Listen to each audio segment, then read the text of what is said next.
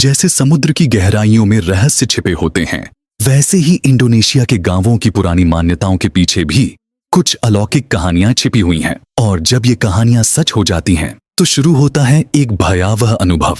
सेमारंग गांव में अंधेरा छाने के बाद जहां पेड़ों की परछाइयां जैसे जीवंत हो उठती हैं, वहीं रात के समय एक गहरा अंधेरा उतर आता है। कहा जाता है कि आज तक इस गांव में सूर्यास्त के बाद माता पिता अपने बच्चों को घर से बाहर नहीं निकलने देते। इसके पीछे एक अलौकिक लोक कथा छिपी हुई है और उसी सच्ची घटना पर आधारित है आज की फिल्म सुमाला।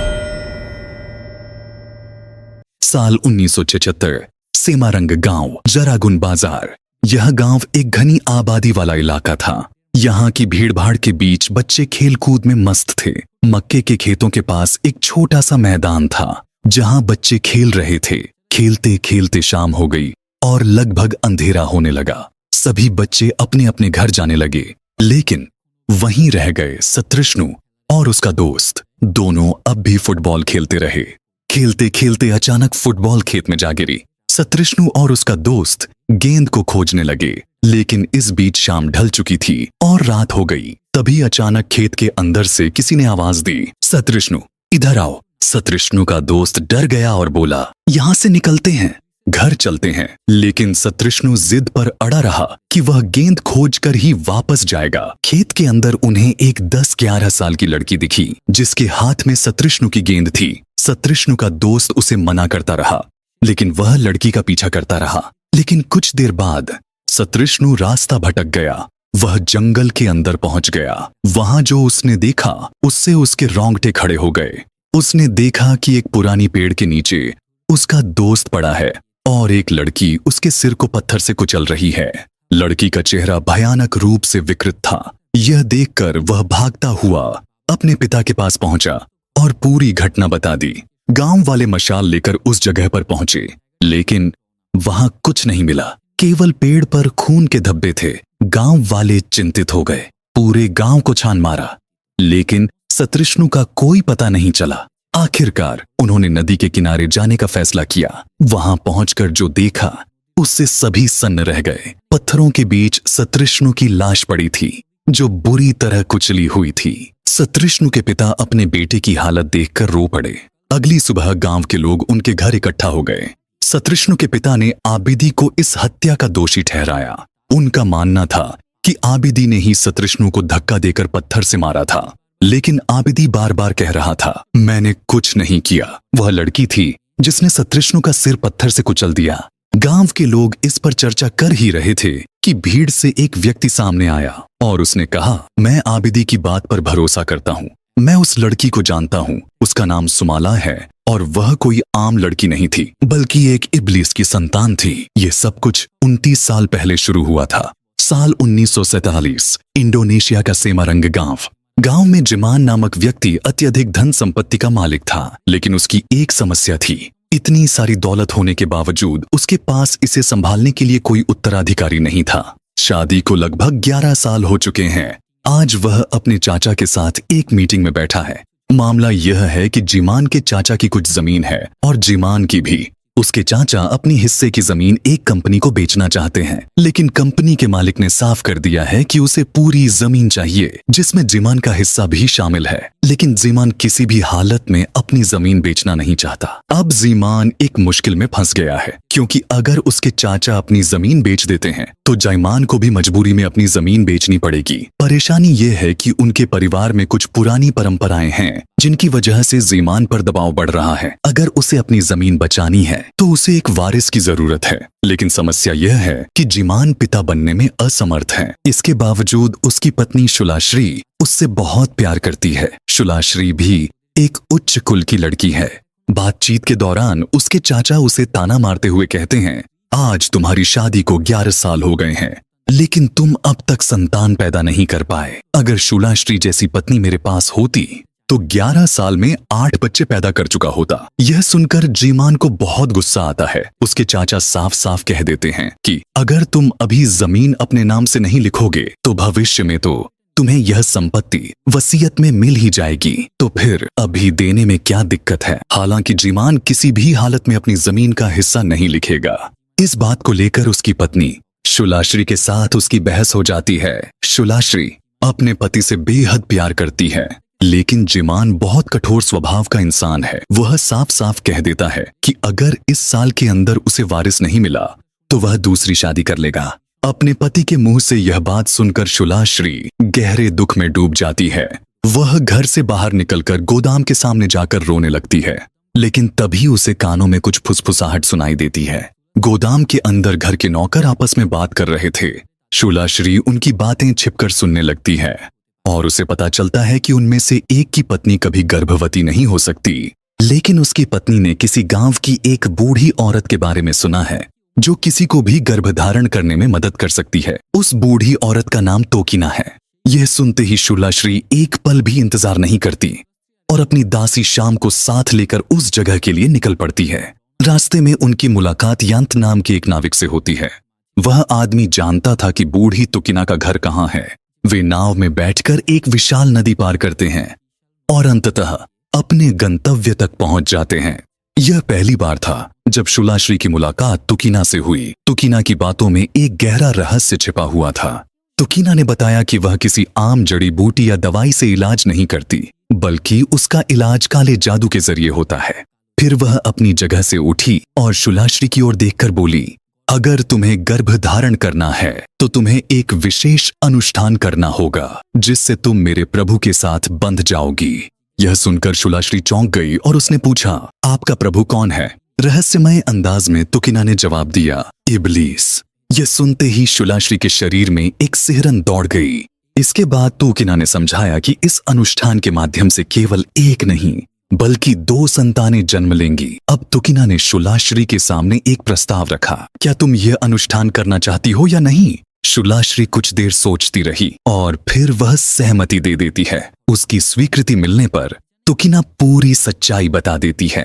तुम्हें इब्लीस के साथ संबंध बनाना होगा। इससे तुम्हारे गर्भ में जुड़वा बच्चे होंगे। एक बच्चा सुंदर होगा जिसका दिल दयालु होगा और वह इंसानों का वंशज होगा। दूसरा बच्चा क्रूप होगा और वह शैतान की संतान होगा। इसके बाद तुकीना ने उसे एक शर्त बताई, क्रूप बच्चे को 10 साल तक अच्छे से पालना होगा। जब वह 11 साल का होगा तो खुद शैतान आकर उसे ले जाएगा। इसके बाद तुम्हारा जीवन सुख शांति से बीतेगा, लेकिन हर साल वह बच्चा और ज्यादा हिंसक होता जाएगा, इसलिए उसे बहुत ध्यान से पालना होगा। यह सब जानने के बाद भी शुलाश्री इस अनुष्ठान के लिए तैयार हो जाती है। अब तुकीना अनुष्ठान शुरू करती है। एक पात्र में बलि का मांस, मंत्रों से पवित्र किया गया खून और कई रहस्यमय चीजें डालकर एक पेय तैयार करती है। फिर वह कुछ अजीब मंत्र पढ़ती है और शुलाश्री को वह अशुद्ध पेय पिलाती है। अंत में कुछ और मंत्र पढ़कर इसे शैतान को समर्पित कर देती है। शराब पीने के बाद शुलाश्री खुद पर काबू खोने लगती है और अजीब हरकतें करने लगती है। कुछ ही देर में उसका पेट फूलने लगता है। इसी दौरान तुकीना पास आती है, मंत्र पढ़ती है और शुलाश्री के पेट पर दबाव डालती है। फिर वह उसके कान में फुसफुसाकर कहती है, आज से ठीक 2 महीने बाद तुम गर्भवती हो जाओगी। 2 महीने बाद डॉक्टर आता है और जिमान को बधाई देता है कि वह जुड़वा बच्चों का पिता बनने वाला है। लेकिन शुलाश्री की दासी साम इस काले जादू के बारे में कुछ नहीं जानती। उसे बस इतना पता था कि तुकीना की दवा ने शुलाश्री को गर्भवती बना दिया। जिमान पिता बनने की खुशी में पूरे गांव में एक बड़ा जश्न आयोजित करता है। डिलीवरी का समय आता है। डिलीवरी से ठीक पहले शुलाश्री सोफे पर बैठी थी। तभी उसने देखा कि शैतान खुद वहां बैठा है, लेकिन पलक झपकते ही वह गायब हो गया। अब समय आया पहले बच्चे के जन्म का, लेकिन वह रो नहीं रहा था। यह देखकर धात्री परेशान हो गई। फिर दूसरा बच्चा जन्म लेता है और उसे देखते ही सबकी आंखें फटी रह जाती हैं, क्योंकि वह किसी भी तरह इंसानों जैसा नहीं था। यह देखते ही जिमान पर जैसे आसमान टूट पड़ा। उसके चेहरे पर डर और खौफ साफ झलक रहा था। पुराने जमाने में इस तरह के बच्चों को अशुभ माना जाता था। जिमान ने सोचा कि यह बच्चा अभिशप्त है। वह तुरंत पास के कमरे से एक चाकू उठाकर लाता है। शुलाश्री बेहोशी की हालत में अपने पति से कुछ कहने की कोशिश करती है, उसे मत मारो, लेकिन जिमान उसकी बात नहीं सुनता और बच्चे को वहीं मार डालता। जैसे ही उसने छुरा घोंपा, पहले जन्मा बच्चा अचानक रोने लगा। यह देखकर जिमान के चेहरे पर संतोष की मुस्कान आ गई। लेकिन एक बात मैं बताना भूल गया, शुलाश्री ने पहले से ही उनके नाम तय कर रखे थे। चूंकि वे जुड़वा थे, उनके नाम सुमाला और कुमाला रखे गए, लेकिन सुमाला शैतान की संतान थी जिसे जीमान ने मार डाला था और वर्तमान में कुमाला की उम्र 3 साल है। कहते हैं कि किसी भी निर्णय में अच्छा और बुरा दोनों पहलू होते हैं। ठीक उसी तरह जीमान की पहली संतान, जिसका नाम कुआसा, दुर्भाग्यवश वह विकलांग हो गई। इस बात से जीमान बिल्कुल भी खुश नहीं है, यहाँ तक कि उसके रिश्तेदार भी इस बारे में काफी आलोचना करते हैं। इस तरह से देखते देखते 2 और साल बीत जाते हैं। कुमाला की उम्र अब 5 साल हो चुकी है, लेकिन अब तक वह ठीक से बोल भी नहीं पाती। इसके अलावा शुलाश्री खुद और उसकी बेटी को ज्यादा अच्छे से देख नहीं पाती। एक छोटी सी बात पर कुमाला को बहुत कठोर सजा दी जाती, बिना किसी बात के उसे मारा जाता। एक दिन जीमान जिद में आकर कुमाला के हाथ पैर बांधकर उसे गोदाम में बंद कर देता है। उसकी बेटी को इस तरह टॉर्चर होते देख शुलाश्री के अंदर भी दर्द होता है। फिर भी वह एक माँ है, लेकिन वह अपने पति के सामने कुछ नहीं कह सकती। इसी वजह से उसे सब कुछ सहन करना पड़ता है। उस दिन कुमाला किसी तरह गोदाम से भाग जाती है। सभी कुमाला को ढूंढने लगते हैं, लेकिन वह बाजार में पहुंच जाती है, क्योंकि आज तक वह घर से बाहर नहीं निकली थी। कुमाला अपने हमउम्र बच्चों को देखकर उनके साथ खेलना चाहती है, लेकिन उन शरारती बच्चों ने उसे गोली मार दी। जीमान और शुलाश्री दोनों ने यह सब अपनी आंखों से देखा, फिर भी वे कुमाला को बचाने के लिए नहीं आए। इसके बजाय उसे पकड़कर जीमान ने फिर से गोदाम में बंद कर दिया और उसे बुरी तरह पीटा। शुलाश्री चुप रही, लेकिन कुमाला को शुलाश्री से भी ज्यादा प्यार करती थी। उनके घर की नौकरानी शाम और कुमाला उसे खाला कहकर पुकारती थी। आज कुमाला का जन्मदिन है। अब उसकी उम्र 8 साल हो चुकी है। इस मौके पर शाम उसे एक गुड़िया उपहार देती है और कुमाला उपहार पाकर बहुत खुश होती है। रात के 12 बजे के आसपास कुमाला अपने कमरे में सो रही थी। अचानक हल्की आवाज में कोई कुमाला का नाम पुकारता है। आवाज अलमारी से आ रही थी। कुमाला सोकर उठती है और देखती है कि अलमारी का दरवाजा खुला है। फिर उसी वक्त एक बुरी शक्ल वाली लड़की उसे दिखाई देती है। वह लड़की बिल्कुल कुमाला की तरह दिखती है और खुद ही उसे अपना नाम बताती है। उसका नाम सुमाला है। सुमाला कुमाला से पूछती है, क्या तुम्हारे मम्मी पापा ने कभी मेरा नाम नहीं लिया? वह कहती है कि उनका एक जुड़वा बच्चा भी था। कुमाला उसकी बातों में सिर हिलाती है। यह सुनकर सुमाला जीमान और शुलाश्री पर शाप देती है, क्योंकि वे उसे सिर्फ इसलिए मार डाले थे क्योंकि वह बदसूरत थी। लेकिन कुमाला उसे देख डर जाती है। तब सुमाला उसे तसल्ली देती है कि वह उसका कोई नुकसान नहीं करेगी। वह कहती है, जितना भी हो मैं तुम्हारी बहन हूँ, मैं हमेशा तुम्हारा ख्याल रखूंगी। और रहस्यमय अंदाज में कहती है, आज से दिन रात जैसा होगा और रात दिन जैसा। अगले दिन कुमाला अपने कमरे में बैठकर पियानो बजा रही होती है। जीमान को पियानो की आवाज परेशान करती है, तो वह उठकर उसे एक थप्पड़ मार देता है और शुलाश्री को कुछ सुनाता है। फिर वह अपनी काम में व्यस्त हो जाता है, लेकिन कुमाला को यह बिल्कुल पसंद नहीं आता। अचानक कुमाला का व्यवहार बदलने लगता है। उसके हाथ और पैर असामान्य रूप से ठीक हो जाते हैं और वह जीमान के पास जाती है और एक कलम से उसके हाथ पर वार करती है। कुमाला के इस असामान्य व्यवहार के कारण सुबह होते होते जीमान उसे तेज धूप में मक्का के खेत में झूलते हुए बांध कर रखता है। दिन खत्म होने पर उसे घर वापस लाया जाता है और जब वे खाने के लिए बैठते हैं, कुमाला अचानक टेबल पर चढ़कर पेशाब कर देती है। यह देखकर जीमान का गुस्सा बहुत बढ़ जाता है। वह तुरंत अपने सहायक शुफीर को बुलाता है और कहता है कि कुमाला को पकड़कर बांध कर रखो।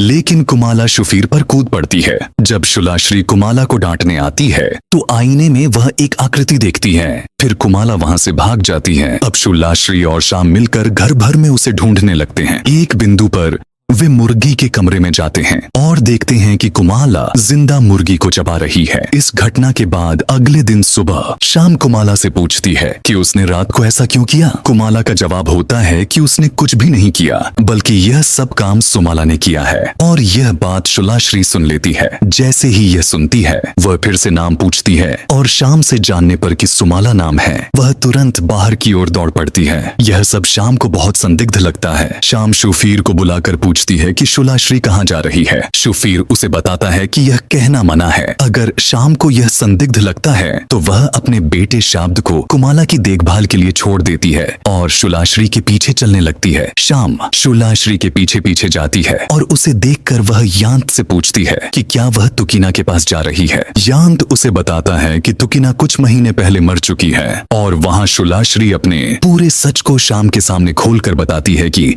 उसने असल में शैतान से एक समझौता किया है। जीमान के आदेश पर उस दिन कुमाला को फिर से गोदाम में बंद कर दिया जाता है, लेकिन शाम के लिए कुमाला पर यह अत्याचार देखना बहुत मुश्किल हो रहा था। वह घुटनों के बल जीमान से विनती करने लगती है कि उसे इस तरह से सजा न दी जाए, कम से कम उसे उसके कमरे में बंद कर दिया जाए, गोदाम में इस तरह से जानवर की तरह न बांधे। लेकिन जीमान इस बात से सहमत नहीं होता, क्योंकि जैसे जैसे दिन गुजर रहे थे कुमाला के व्यवहार में हिंसकता दिखने लगी थी। छोटी कुमाला इन सज्जाओं को और नहीं सहन कर पा रही थी। इस कारण वह अंदर बैठकर जोर जोर से रो रही थी। शाम बाहर से कुमाला को बताती है कि वह उसे बहुत प्यार करती है। अगर सब लोग उसके खिलाफ हो जाएं, तो भी वह हमेशा उसके साथ रहेगी। इस तरह कुमाला को हर रात गोदाम में बंद कर दिया जाता और दिन के समय वह अपने कमरे में रहती। एक दिन वह अपने कमरे में खेल रही थी, तभी बाहर से शरारती बच्चे आकर उसे नीचे बुलाते हैं। वे कहते हैं कि वे उसके साथ फुटबॉल खेलेंगे। निहत्थी कुमाला बिना कुछ सोचे समझे उनके साथ खेलने चली जाती है। जब उसे गेंद दी जाती है तो वे उसे लात मारने को कहते हैं, लेकिन कुमाला का एक पैर ठीक से काम नहीं करता, जिससे बच्चे उसे अपंग और पंगु कहकर मजाक उड़ाने लगते हैं। सभी बच्चे उसे तंग करते हैं और उसकी कमजोरी का मजाक उड़ाते हैं। कुमाला के लिए यह बहुत दर्दनाक होता है और वह वहां सभी के सामने रोने लगती है। उसे कमजोर और बीमार समझकर बच्चे उसे कीचड़ में नहलाते हैं। एक समय में शाम आकर बच्चों को डांटने लगती है, लेकिन कोई नहीं सुनता। इससे पहले कि वह कुछ कर पाती, एक लड़का आकर गेंद से उसके सिर पर मार देता है। रात के खाने के समय शुलाश्री बाहर से कुछ आवाज सुनती है। इस बीच सुमाला गोदाम के अंदर से एक चाकू लेकर वहां से भाग जाती है। वह शूफीर के पास जाती है। असल में शूफीर के पिता उनके घर में काम करते हैं। रात को शूफीर को उसकी माँ ने पानी लाने भेजा था। घास के पीछे से कोई उसे उसका नाम लेकर बुला रहा था। चिल्लाते हुए शूफीर कहता है, मेरे नाम से कौन मुझे बुला रहा है? लेकिन झाड़ियों से कोई जवाब नहीं मिलता। बस उसका नाम लगातार पुकारा जाता है। हैरिकेन लेकर वह बाहर भागने लगता है, लेकिन वह थोड़ा चालाक था, इसलिए वह जंगल में नहीं घुसता। हाथ में रखा पानी वहां छिड़कता है। फिर अचानक कुमाला चाकू लेकर वहां से बाहर निकल आती है और शूफीर की तरफ देखती है। कुछ समय बाद शूफीर को पीछे से सुमाला दिखाई देती है, जिससे वह डर जाता है। इस स्थिति में कुमाला शूफीर को पकड़कर बैठ जाती है और उसके सिर से लेकर पीठ तक चाकू से वार कर देती है और उसकी लाश को कुएं में फेंक देती है। वहीं रात को उसके दोस्त शुक्र और 2 अन्य लोग घर की ओर जा रहे होते हैं। वे बात करते हुए अचानक एक पेड़ के नीचे पहुंचते हैं। पेड़ से किसी ने उनके नाम लेकर पुकारा। ऊपर देखने पर उन्हें कुमाला दिखाई देती है। शुक्र अपनी छोटी से पत्थर फेंक कर उसे मारने की कोशिश करता है, लेकिन रात में वहीं मर जाता है। अचानक कुमाला वहां से गायब हो जाती है और पीछे से आकर वह नृशंस तरीके से उसके दोस्त तारियों को चाकू मारकर हत्या कर देती है। अगले दिन 3 बच्चे रात को बाकी 4 दोस्त मिलकर एक साथ बैठकर बातें कर रहे थे और सोच रहे थे कि वो 3 बच्चे कहाँ गायब हो गए। कुछ लोग कह रहे थे कि शायद जंगल में बाघ ने उन्हें खा लिया, तो कुछ का मानना था कि वे दूर कहीं भाग गए होंगे और कुछ दिन बाद वापस आ जाएंगे। बातचीत के बीच अचानक दरवाजा खुल जाता है। वे सभी हैरान होकर देखते हैं कि कुमाला उनके सामने खड़ी है। उसके हाथ में एक फुटबॉल है। वह दरवाजे के सामने फुटबॉल रखकर बाहर की ओर चलने लगती है। अब वे चारों उसके साथ मजाक करने की योजना बनाते हैं, लेकिन उनमें से एक देखता है कि कुमाला के हाथ में चाकू है। कुमाला उन सभी को चाकू से हमला करने लगती है। एक समय ऐसा आता है जब उनमें से एक लाठी लेकर उसकी सिर पर वार करता है, लेकिन वे सभी कुमाला की ताकत से नहीं बच पाते और एक एक करके वे नृशंस तरीके से कुमाला के हाथों मारे जाते हैं। कल 3 बच्चे गायब हो गए थे और आज 4 और गायब हो गए। इस तरह 2 दिनों के भीतर 7 बच्चे गांव से अचानक गायब हो गए। गांव वाले बहुत चिंतित हो जाते हैं और सभी मिलकर बच्चों की तलाश में निकल पड़ते हैं। कुछ समय बाद गांव वाले 2 लाशें पाते हैं जो शुक्र और करी की होती हैं। वहीं सुबह शाम जब कुएं से पानी निकालने जाती है तो पानी में सड़ने की गंध महसूस करती है। गांव वालों को इकट्ठा करने पर वे सुप्रिया की लाश वहां से निकालते हैं। उसका शरीर पूरी तरह से फूल चुका होता है और सड़ चुका होता है। इस घटनाक्रम को सुनकर जेमान नीचे आता है और इस हंगामे का गवाह बनता है। उस भीड़ में से शुक्र अचानक जेमान को जल्दी से मक्का के खेत की ओर चलने को कहता है। जेमान मक्का के खेत में पहुंचता है तो एक नृशंस दृश्य देखता है।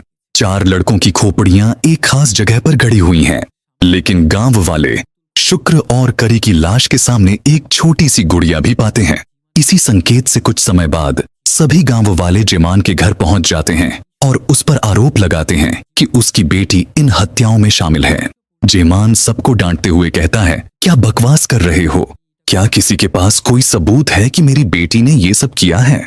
इसके बाद गांव वाले उसे उसकी बेटी की गुड़िया दिखाते हैं जो बच्चों की लाशों के पास मिली थी। तब जेमान जोर से कहता है, मेरी बेटी ने ऐसा कुछ नहीं किया, क्योंकि वह खुद रोज अपनी बेटी को गोदाम के कमरे में बंद रखता है। उसे बाहर निकलने का कोई मौका नहीं मिलता। तो अब आप सभी आ सकते हैं। मैं गांव के मुखिया के पास इस मुद्दे को उठाऊंगा और अपनी बेटी को निर्दोष साबित करूंगा। तो वही किया। जेमान गांव के मुखिया के पास गया और उसे बताया। उन्होंने कहा कि कुछ दिनों तक ठीक से निगरानी रखी जाएगी, फिर वह उसे कुछ बताएंगे। अब घर आकर जेमान गोदाम का अच्छी तरह से निरीक्षण करता है तो एक खास जगह पर लकड़ी की पार्टीशन टूटी हुई पाता है और उस जगह को बोरियों से ढका गया है। यह देखकर जेमान को कुछ शक होता है और वह जोर देकर कह सकता है कि कोमाला यह काम नहीं कर सकती, क्योंकि उसके पास इतनी ताकत नहीं है। गंभीरता से कुछ समय चुप रहने के बाद शूलाश्री उसे बताती है, यह कुमाला नहीं है, यह कुमाला नहीं है, बल्कि सुमाला है। तब जेमान को उस रात की घटना याद आती है जब उसने सुमाला को मारा था। लेकिन अब अपने दिल में किसी भी डर को न रखते हुए शूलाश्री ने अपने पति को पूरी घटना बता दी कि उसने असल में क्या किया। जमान पूरी घटना जानने के बाद वह कुमाला के पास जाता है और उससे पूछता है कि क्या उसने ये सारे काम किए हैं। कुमाला अपने पिता को बताती है कि उसने ये काम नहीं किए हैं, बल्कि सुमाला ने उसे मजबूर किया था ये सब करने, और उसने कहा था कि तुम्हें इनसे चोट करनी है। इसके बाद जमान सूफिर को आदेश देता है कि वह अपनी बेटी को बेड़ियां पहनाए और इससे बचने के लिए कोई उपाय ढूंढने के लिए वह एक तांत्रिक के पास जाएगा। शूलाश्री भी उसके साथ जाना चाहती थी, लेकिन जमान को लगता था कि अगर उसकी पत्नी यहाँ होती तो और भी अच्छा होता, इसलिए वह उसे घर पर ही छोड़कर चल पड़ता है। सुकिर कुमाला को गोदाम में बंद कर देता है। कुछ समय बाद खाना लेकर शाम वहां आता है, लेकिन इस बार कुमाला का मन बहुत दुखी है। शाम उससे कारण पूछता है तो वह उसे बताती है कि इस घर में बहुत बड़ा संकट आने वाला है, इसलिए वह चाहती है कि तुम यहां से चले जाओ। मैं नहीं चाहती कि तुम्हें कोई नुकसान हो। श्याम कुमाला को मां की तरह चाहता है, लेकिन कुमाला की अत्यधिक विनती के कारण श्याम अपने बेटे शाब्द को लेकर वहां से जाने के लिए मजबूर हो जाता है। दूसरी ओर सुकिर फिर से कुमाला के लिए खाना लेकर आता है, लेकिन उसे अब इंसानों का खाना बिल्कुल भी पसंद नहीं आ रहा है। वह न चाहते हुए भी घास के टुकड़े खा रहा है। तभी उसके हाथ के सामने एक तिलचट्टा गिरता है। वह सुकिर से कहता है कि वह उसके लिए ऐसा खाना लाए। अंततः जमान अपने गंतव्य पर पहुंच जाता है। वहां जाकर वह एक तांत्रिक से संपर्क करता है। वह पहले से ही उससे परिचित था। शूलाश्री ने जितना बताया था जमान तांत्रिक के पास उतना ही उजागर करता है। तांत्रिक कुछ अनुष्ठान के माध्यम से अतीत की छाया देखता है और बताता है कि उसकी पत्नी ने शैतान से एक समझौता किया था। शैतान से उसकी डील थी कि उसके जुड़वां बच्चे होंगे, एक इंसान की जाति से और दूसरा शैतान की जाति से। यह तय हुआ था कि शैतान की जाति से जो बच्चा होगा उसे 10 साल तक पालना होगा और 11वें साल में शैतान आकर उसकी बेटी को ले जाएगा और वे तीनों बहुत खुश रहेंगे। लेकिन इसके बजाय तुमने उस बच्चे को मार दिया जो शैतान की नस्ल से था, और तुम्हारे इस कृत्य से शैतान गुस्से में है। अब जमान उससे पूछता है कि क्या इससे बचने का कोई रास्ता है। तांत्रिक उसे इससे बचने का एक उपाय बताता है। वह कहता है कि यह काम बहुत जल्दी करना होगा, क्योंकि आज रात वह 10 साल की उम्र में कदम रखने वाली है। कुमाला की उम्र 10 साल पूरी होते ही सुमाला पूरी तरह से उसका शरीर कब्जा कर लेगी, और अगर यह काम पूरा हो गया तो कुमाला को कभी वापस नहीं लाया जा सकेगा, बल्कि फिर वह सुमाला बन जाएगी। इससे बचने का एक ही उपाय है, कुमाला के शरीर से सुमाला की आत्मा को निकालना होगा। लेकिन यह काम पूरा करने के लिए पहले कुमाला को उसके पास लाना होगा। अगर वह कुमाला को लाने में असफल होता है तो वह उसे एक चाकू देता है ताकि वह कुमाला के दिल में वार करके उसे मार सके, और अगर वह असफल होता है तो वह शैतान की बेटी बनकर हमेशा के लिए जीती रहेगी। और इंसानों को नुकसान पहुंचाती रहेगी। वह दिन करीब रात हो रहा है। सूफिर गहरी नींद में था। अचानक बाहर से कोई सूफिर का नाम मृदु स्वर में पुकार रहा था। अचानक उसकी नींद टूट जाती है। आवाज बाहर से आ रही थी। वह उठकर बाहर की ओर चलने लगता है। अचानक वह देखता है कि कुमाला बाहर बैठी रो रही है। सूफिर उससे पूछता है, वह इतनी रात को यहाँ क्या कर रही है? यह जवाब देने के बाद कुछ समय के लिए वह रोना बंद कर देती है और अचानक एक अजीब सी हंसी हंसने लगती है। फिर वह सूफी के पैरों को पकड़कर उसे नीचे गिरा देती है। जब वह उसे चाकू से मारने की कोशिश करती है तो सूफी किसी तरह बच जाता है। वह संघर्ष करता हुआ किसी तरह वहां से भाग जाता है, लेकिन उसके हाथ से बचाव नहीं मिल पाता। अंत में चाकू घोंपकर सूफी को मार डाला जाता है। शुलाश्री तब अपनी कमरे में सो रही होती है। अचानक उसे पियानो की आवाज सुनाई देती है। नीचे के फ्लोर पर जाकर वह देखती है कि कुमाला पियानो बजा रही है और धीरे धीरे उसकी ओर बढ़ रही है। पीछा करते हुए शुलाश्री जब आईने की तरफ देखती है तो वह देखती है कि सुमाला उसे पूरी तरह से कब्जा कर चुकी है। तुमसे बचने का डर जब वह एक कदम दो कदम पीछे हटने लगता है, अचानक वह एक लाश से टकरा जाता है।